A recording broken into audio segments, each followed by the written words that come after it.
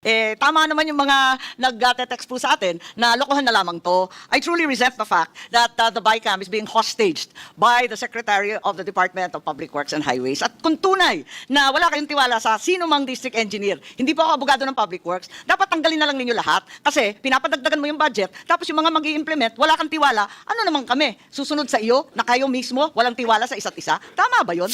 Unang-una po, hindi po pwedeng huminto ang trabaho sa DPWH. Yes, Secretary Vince, hindi kita pinahihinto sa trabaho mo. Pinamamadalingan namin. Ikaw ang humihinto sa trabaho namin dito sa BICAM at papalit-palit ka ng sinasabi. Yun ang problema. But simply putting back that budget sends the wrong message. And we know that. We know that. We are all communication experts in our own little way. So, yun po, if somebody... Thank you, Mr. Chair. I would like to direct my question to my good friend, Secretary Vince Dizon. Secretary, we invited you here to explain. Now, tell us, convince us, convince the public watching right now na itong hinihingi nyo na ibabalik na 45 billion, na ito po ay hindi insertion, na ito po ay hindi pork barrel. How will you convince us, the bicameral committee, and the people watching us right now live? Kasi kanina pa po, inoobserbahan ko, kanina pa po siguro 1 hour na, puro negative po yung tao, ayaw.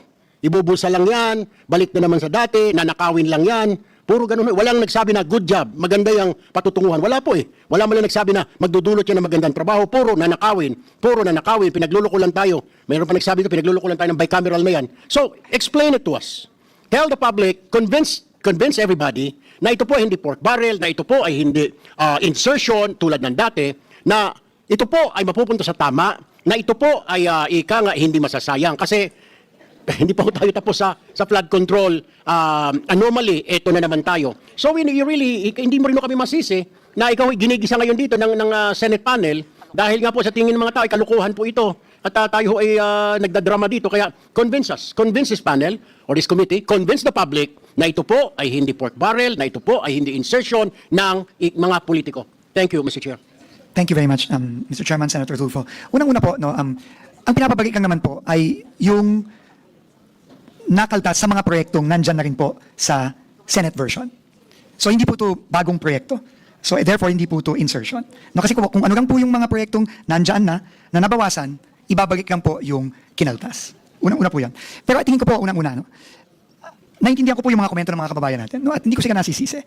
Pero ang gusto lang po naming sabihin is binaba na po base sa utos at direktiba ng Pangulo ang presyo ng mga materyales.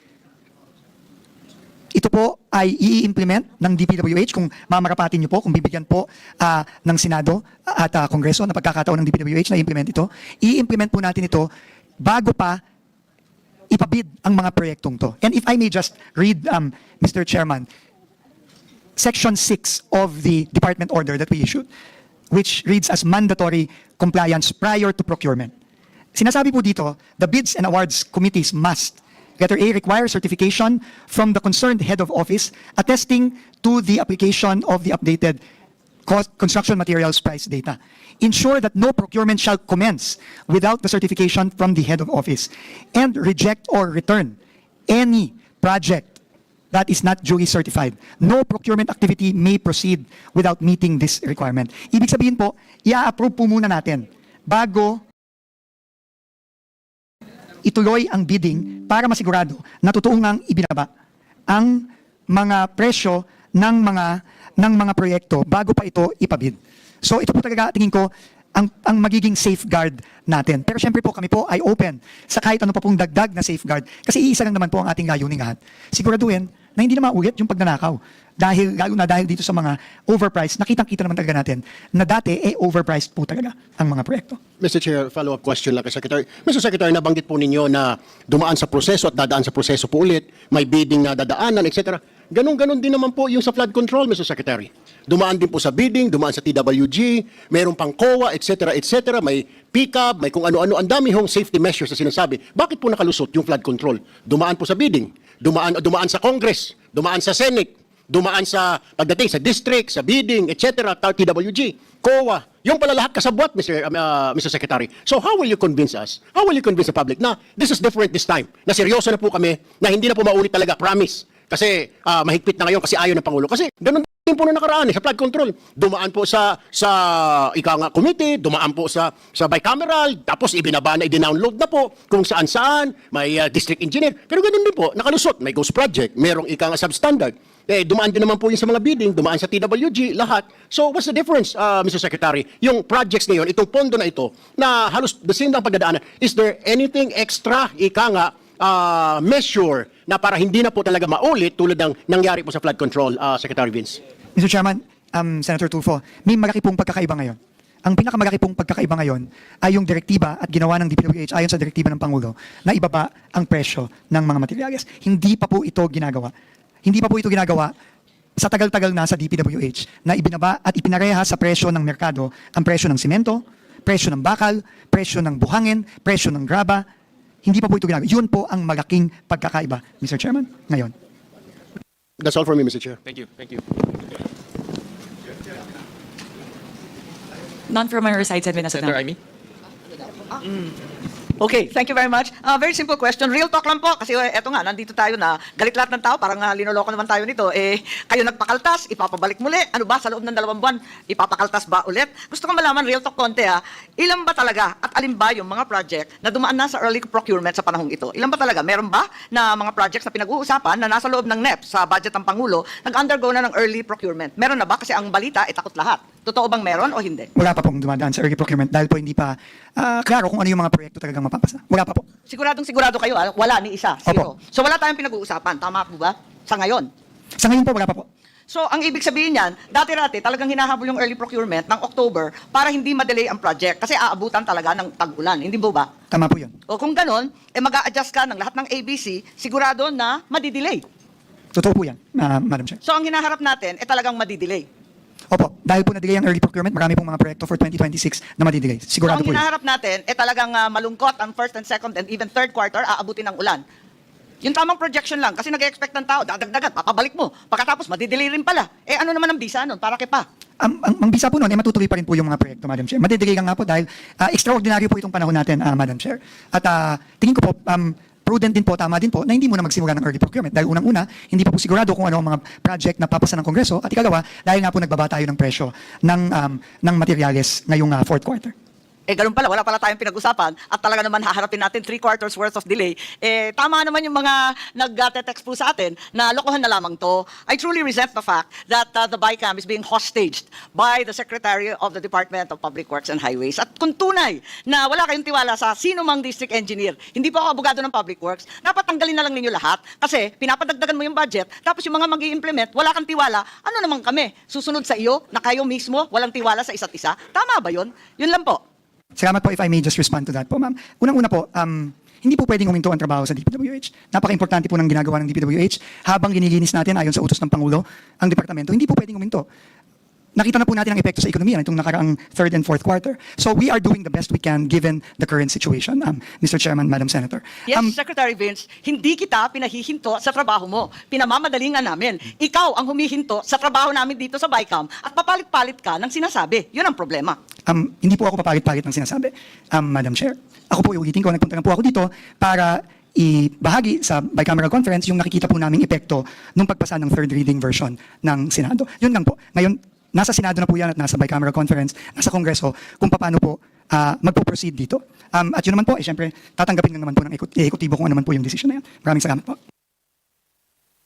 Senator Pia?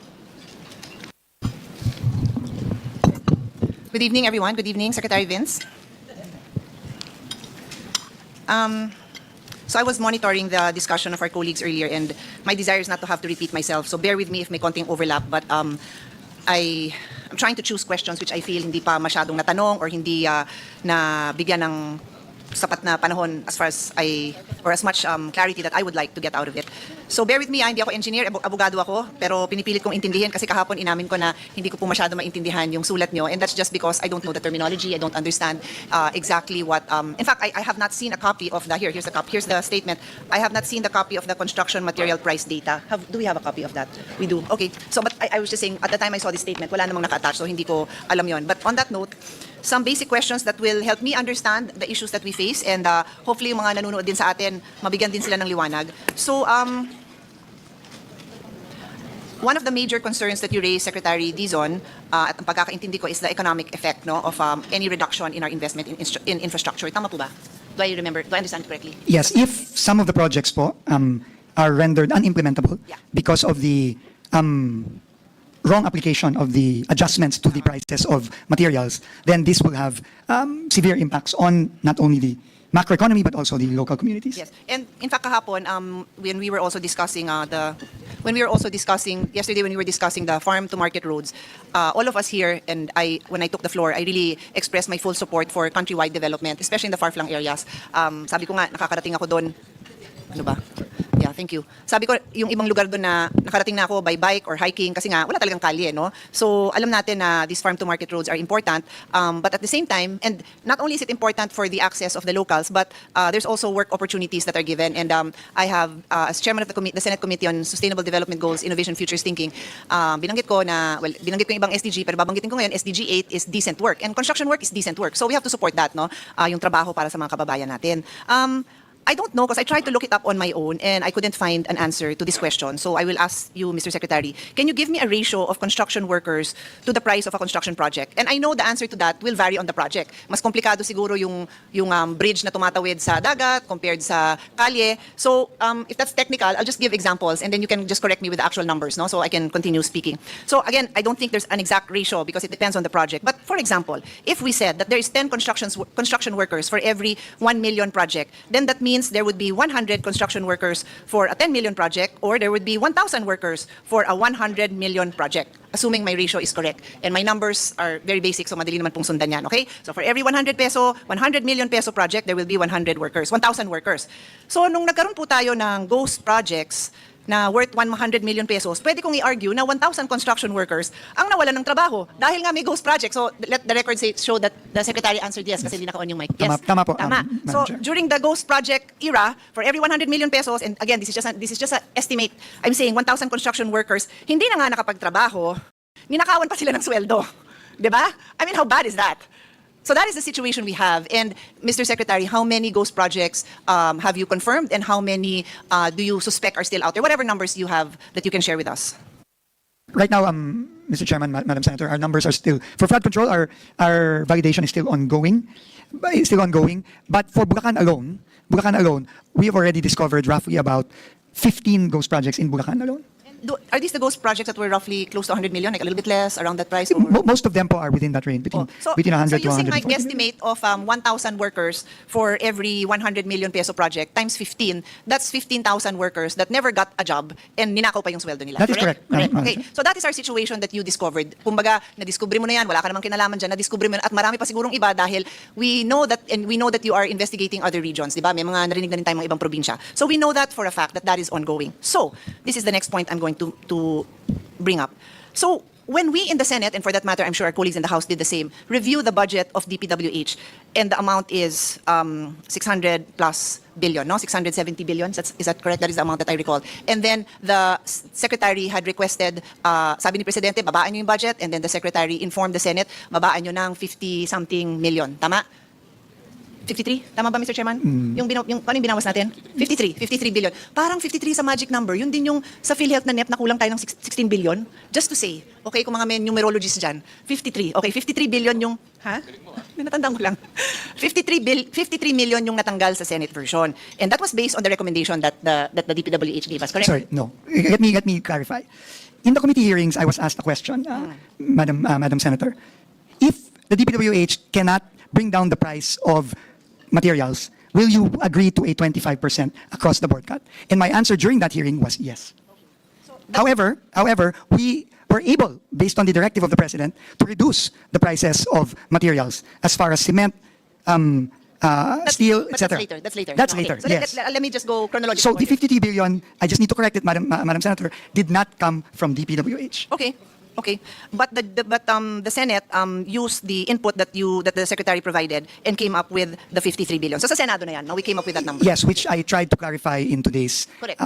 in the presentation today. Thank you very much. Pero I also listened to the interventions of my colleagues. So I won't go into that detail. Basta 53 billion based on the understanding of the Senate on the instructions given and our desire to reduce the cost because there were a lot of overpricing as far as we understood it to be, also based on the President's directive and His Honor's explanation to us. So having said that, may 53 billion tayo ngayong binawas. And the argument before us now, as you are presenting it, is pag ito yung na-adapt, that the DPWH is less 53 billion, baka may mga projects na hindi matapos ng maayos. And that is the first statement you made when I took the floor, na yun yung concern nyo na ma-affect yung economic development natin because there may be some project, maybe not all, but there may be some projects na dahil sa smaller budget na binigay, hindi matapos. Tama ho yun, di ba? Yung Tama po. pagkasabi nyo. Okay. Pero Mr. President, Mr. Chairman, yung work ko personally as Vice Chairman of the Committee on Finance for the past 7 years, only touches on constructions to the extent that I chair the Committee on Education, and so I'm very familiar with the failure of DPWH to build enough classrooms. Very, very familiar. I can present to you for the last 7 years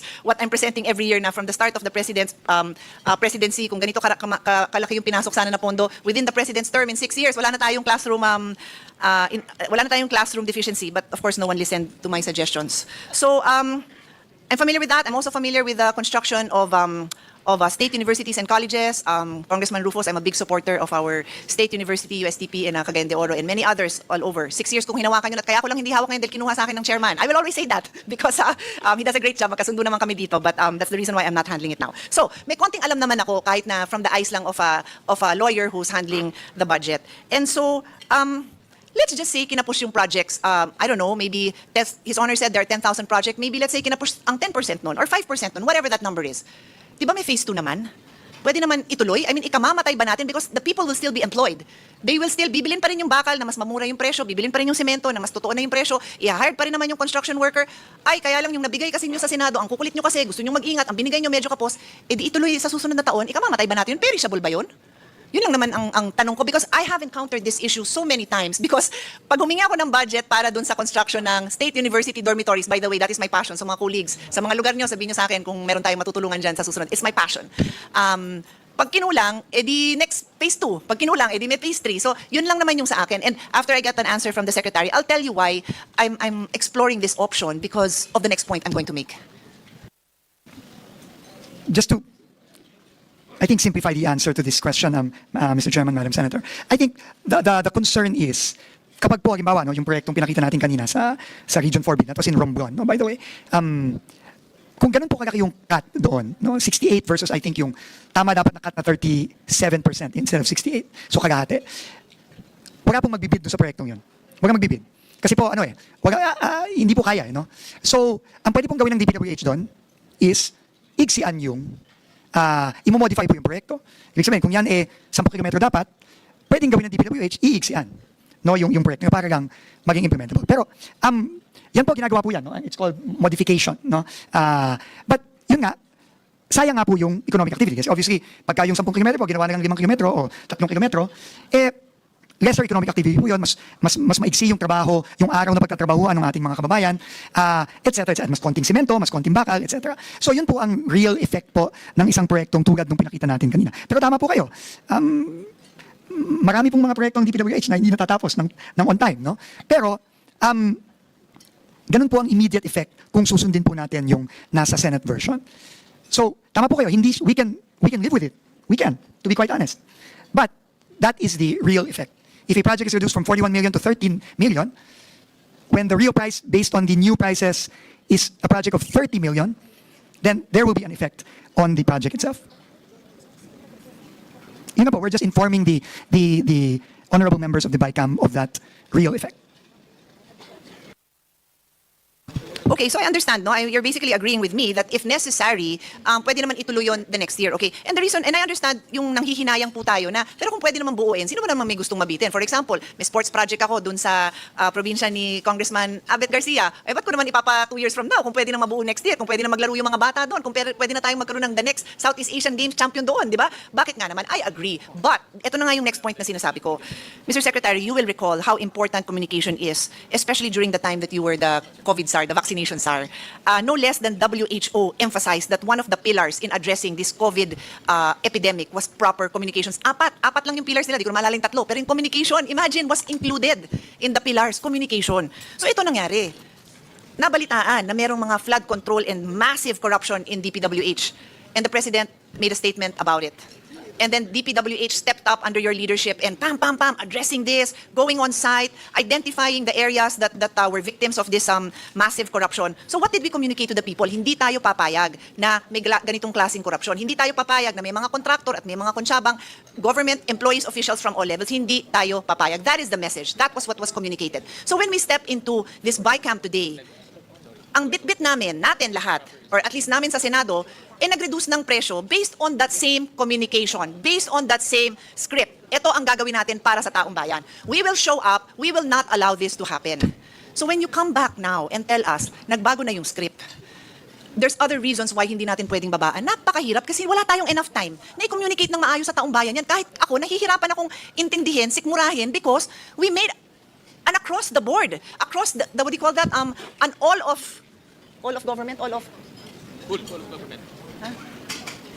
government approach. Whole of government approach, di ba? The President, his alter ego, the Secretary, members of the House, members of the Senate.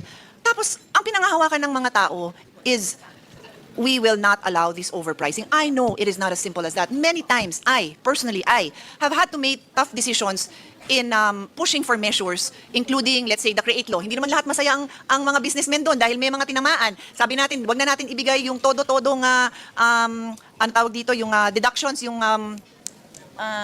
incentives. Yung incentives that they have been receiving for 40 years. Siguro naman, after 40 years, pwede na kayo magbayad ng tax, di ba? Hindi sila masaya, but we have to do the difficult thing. So, I am very willing, Mr. Chairman, to do the difficult job, to try to see kung paano tayo makakapag-provide ng more support to economic activities, especially in the countryside. But it cannot be at the expense of people thinking that we are backtracking, thinking that ngayon, okay lang sa atin na ibalik yung presyong mataas. Kasi yun nga yung presyong dinatnan natin nung may korupsyon. Ang hirap himayin, tapos nagmamadali pa. Napakahirap.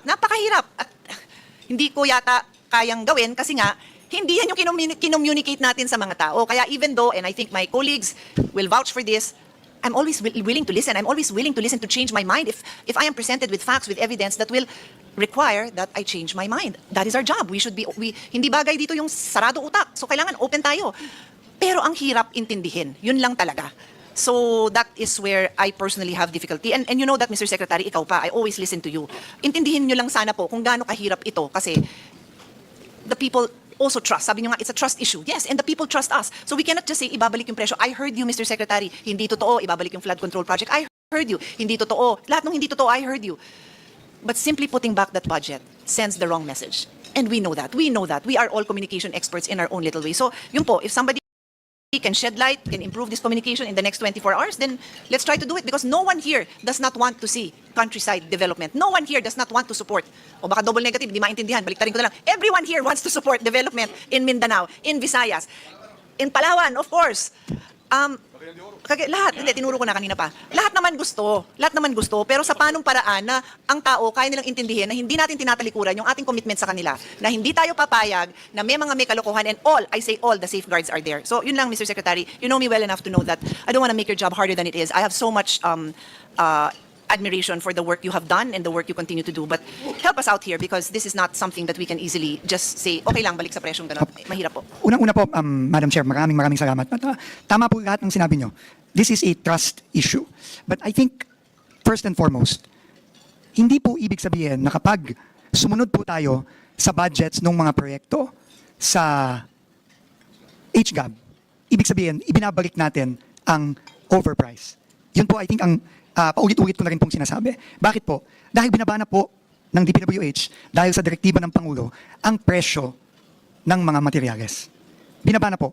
Ang question na lang po dito is, paano po i-a-apply yung pagbaba ng presyo sa bawat isa sa mahigit 10,000 proyekto na naibaba sa Senate version. Yun lang po yun. No?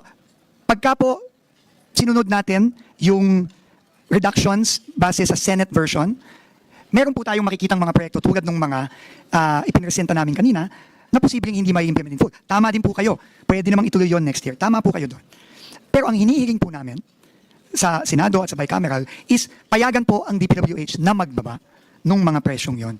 Dahil po, meron yung mga taga-DPWH po ang nakakaalam kung paano gagawin. Ngayon po, alam ko po na merong hindi pagtitiwala. Aaminin ko, kahit po ako, hindi nagtitiwala. Kaya po nagpalabas po ako ng department order nitong nakaraang linggo lang para siguraduhin na talagang ibababa ang presyo sa bawat proyekto ng bawat regional director at district engineer. Yun po ang pinresinta ko ngayon. Kaya po ako nagpapasalamat sa imbitasyon ni Chairman Win at ni Chairperson Mika. Pero ulitin ko din po, ito po ay hiling lamang at ultimately po, ang desisyon ay nasa Kongreso. Hindi po ako nakikipag-debate. Pinapresenta ko lang po ang nakikita ko ngayon bilang DPWH Secretary. At yun po ang aking pinresinta kung ano po ang desisyon ng Kongreso, ng Bicameral Conference Committee, yun po ay susundin natin kung ano man po yun. Maraming salamat po. Just one question lang, Sec. Sabi niyo nababa na yung presyo. I think mariresolve natin to. Kung yung presyong ibinaba niyo, ima-apply na natin ngayon dito sa budget na pinag-uusapan. I think that will resolve lahat ng problema ho natin. Opo. Unfortunately, sinabi ko din po ito nung hearing, nung ako po itinanong ni Senator Legarda, is not possible. And ang sabi po sa akin, Not possible. it is not possible. Kasi nga po, sa volume po, sa dami ng mga proyekto, hindi po ito, lalo na po ngayon na kailangan na pong maipasa ang budget. So, ito na lang po talaga ang paraan. Kaya po namin hiniling ito sa Bicameral Conference Committee. Pero kung kaya naman kung may political will, kaya naman Hindi po, gawin. it is physically impossible. I was just told again, I kept on asking, actually the whole day, even yesterday, I kept on asking, kaya ba? Ang sabi lahat sa akin, hindi kaya. Hindi daw po kayang, sa dami po ng mga proyektong kailangan Ilang baguhin. proyekto ang pinag-uusapan natin? Ang kinat po ata ng Senado ay 10,000 proyekto, if I'm not mistaken. So, Mr. Chairman, kung ako tatanungin mo, kilala niyo naman po ako. Pagka mayroong kailangan gawin, ako po yung unang magsasabing kayang gawin. Actually, kilala nga kita. Opo, Bihira kang humindi. bihira po akong magsabi na hindi kayang gawin. No? Pero in this case, ang sabi ko po sa akin, imposible daw po itong magawa in the limited time that we have. Kaya ito na lang pong inihiling namin. Pero again, ito po ay desisyon ng Kongreso. Senator, if I may, I'd like to pose a few questions to Secretary Vince. But before that, siguro po, ililinawin ko lang yung mga napag-usapan natin. Yung sinabi po ni Sec Vince na hindi naman po tayo nagkakalayo doon sa, pare-pareho po tayo, tulad na rin po ni SBC, na gusto talaga natin na mayroong makat. Wala pong problema doon sa data, tulad po na sinabi ni Sec Vince na yung adjustment factor ay yun, sa kasalukuyan. Pero siguro yung problema nga ay pagdating doon sa application. Una, yung across the board na reduction. Hindi nga man lang bumaba sa level ng probinsya. Nakalagay lang, nakita ko po yung adjustment factor, region lang. So sa bawat probinsya po, iba pa yon. So dapat hindi nga man lang sapat yung pagka-granular dahil bukod po sa adjustment factor ng region, dapat meron pang adjustment factor sa bawat probinsya. So yun po siguro yung una. Pangalawa po, tulad po ng sinabi ni Sec Vince, sa kasalukuyang forma po na inilagay ng Senado, hindi ang kinaltasan po, ang inapplyan po ng adjustment factor, and let me know, Sec Vince, if I'm getting it correctly, ang inapplyan po ng adjustment factor ng Senado ay yung buong project cost. Hindi po yung CMPD component lang. So halimbawa, kasi Sec Vince, di ba, iba-iba po, bawat project, iba po yung porsyento ng project na CMPD component. Halimbawa po, para po sa asphalting, ang alam ko parang ilang percent sa asphalting? Sa asphalting is 60% ng total project cost yung CMPD. Sa concreting naman, 43% lang ng total cost yung CMPD. So ang tanong ko po, tama po ba ang pagkakaintindi ko na ang ginawa po ng Senado ay regardless of what percentage of the total project cost is the CMPD component, hindi po nila kinonsider yun. Ang buong 100% po ng proyekto yung kanilang kinaltasan. Hindi ko po masasabi with certainty kung ano po ang ginawa ng Senado. Pero nung tinignan ko po yung mga adjustment, parang ganun po. No? Halimbawa dun sa Romblon project na asphalting, 68% po yung average price adjustment for Region 4B. At yun po ay kinaltas ng buo dun sa 41 million na project na yun. For that example alone po. No? Opo, kasi ang pagkakaintindi ko po, bukod po sa CMPD, may labor component, may hauling Tama component. So ang nangyari po, kahit yung labor component at hauling component, na-i-apply po nila yung adjustment factor na dapat sana ay sa CMPD lang. Tama po kayo. At least for the projects po na nakita namin, ganun po. No? But of course, hindi ko po masasabi. So doon pa lang po, siguro po gusto ko lang po i-highlight, meron na po tayong problema doon sa application ng CMPD. Bukod sa across the board siya, na nasa regional level lang, hindi provincial level, at alam natin yan, sa bawat probinsya, iba din, bawat bayan, kasi yung iba mas malayo sa sentro, mas mahal pa po yung cost. Yun po, yung adjustment factor pa lang, iba-iba na, hindi sapat yung pagka-granular ng adjustment factor. Opo, ganun po yung nakita namin. At pero para din pong ipakita yung other side, no?